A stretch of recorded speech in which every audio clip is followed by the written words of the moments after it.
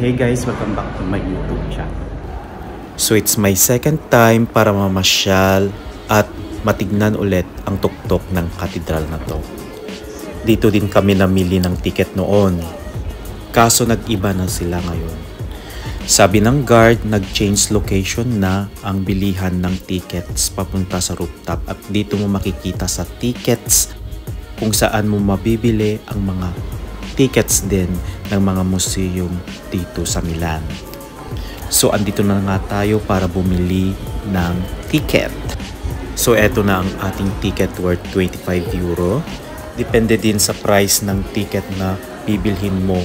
Kung gusto mong maglakad, 15 euro gamit ang hagdanan, o kung gusto mo naman ng mabilisang pag-akyat gamit ng elevator ay magbabayad ka ng 25 euro. So ito na ang ating ticket worth 25 euro. So I'm excited! So eto nga, papunta na po tayo sa pilahan kung saan nakapila ang mga papuntang rooftop gamit ang elevator. So eto, marami-rami din po ang mga nakapila. And usually, lahat po sila ay turista. Ako lang yata ang hindi turista. So SOP, may mga guards dyan to check your belongings. And eto, finally, pipila na po tayo sa elevator.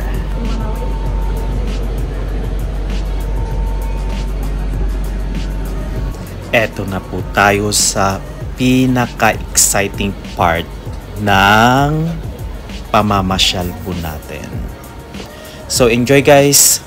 Eto na!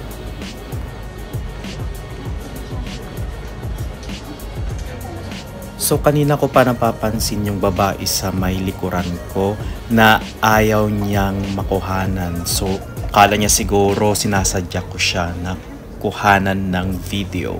So eto, uso din pala ang maliit na eskinita. Dahan-dahan akong naglakad dyan dahil nagvi-video po tayo. Baka tumambling po tayo dyan. So sa side area ng katedral na to ay kasalukuyan silang nagre-repair for maintenance. Kung hindi ako nagkakamali ay nililinis nila ang marble or tiles ng katedral na to. Yan, nakuhanan na naman si ate, nag-smile siya at nagtago.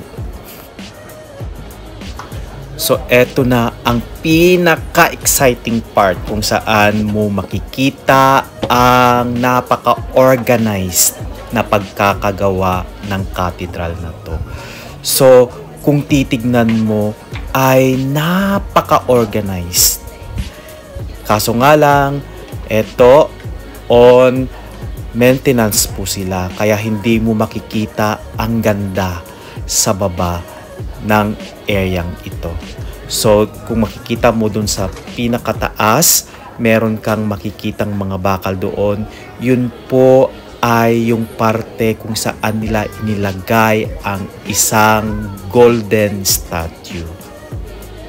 So ito ang part na napakaganda sana, kaso nga lang on maintenance po sila. Marami kang makikitang mga bakal sa mga gilid-gilid ng katedral.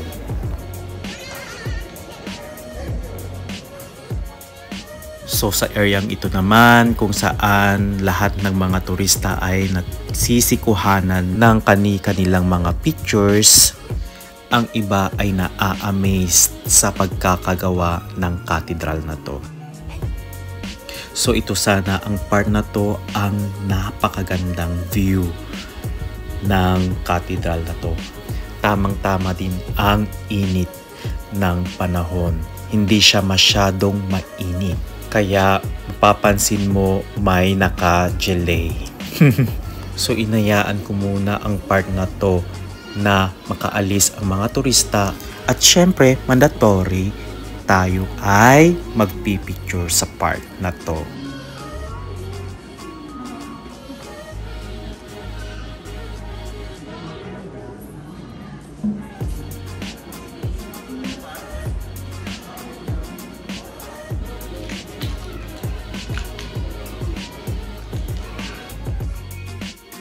truly amazing cathedral. So, maa-amaze ka talaga kung paano ang pagkakagawa at napakatalino ng architects and engineers ng cathedral na to.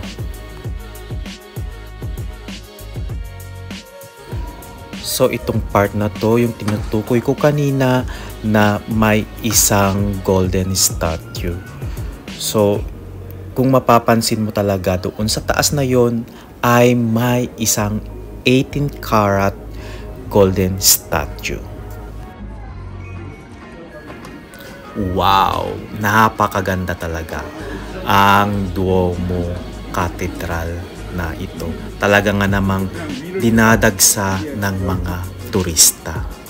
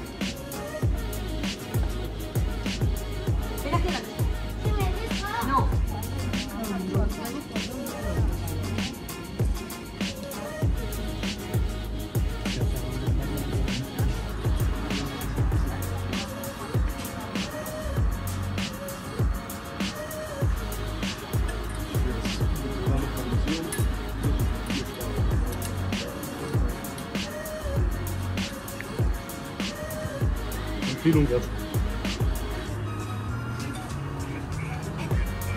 Moment. Also ich meine ja allgemein Mailand. So ein paar schöne Sachen sehen.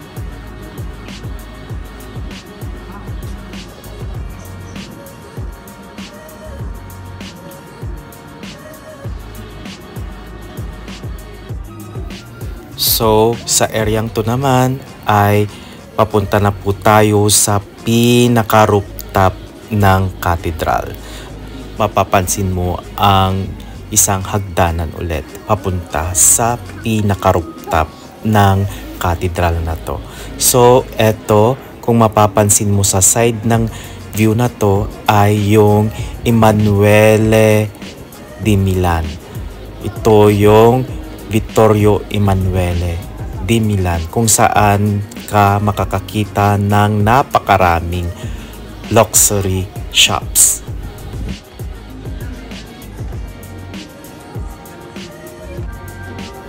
Diba?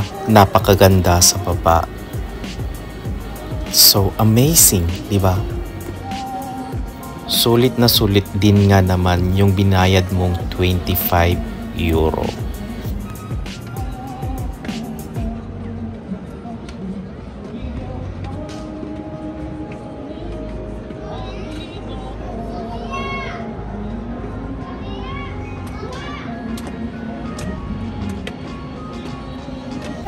So ito naman ang kabilang part ng cathedral.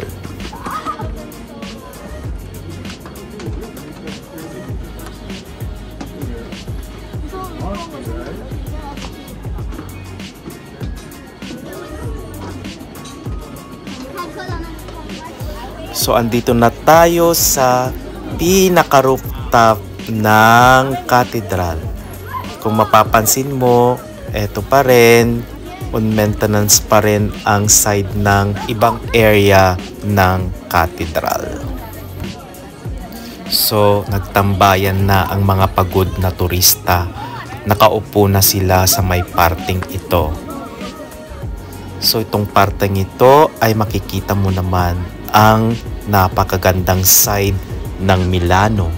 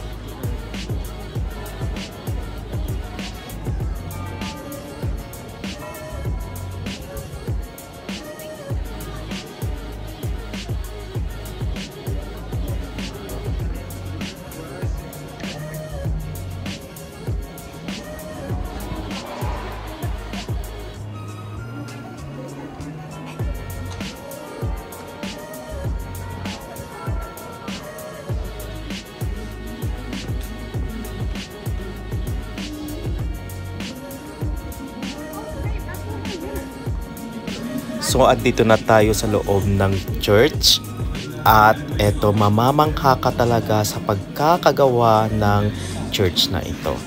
Napakaganda, napaka-amazed. Talaga nga namang masasabi mong napaka-eleganting church. Tunay nga na masasabi mong napaka-luxury itong cathedral na ito.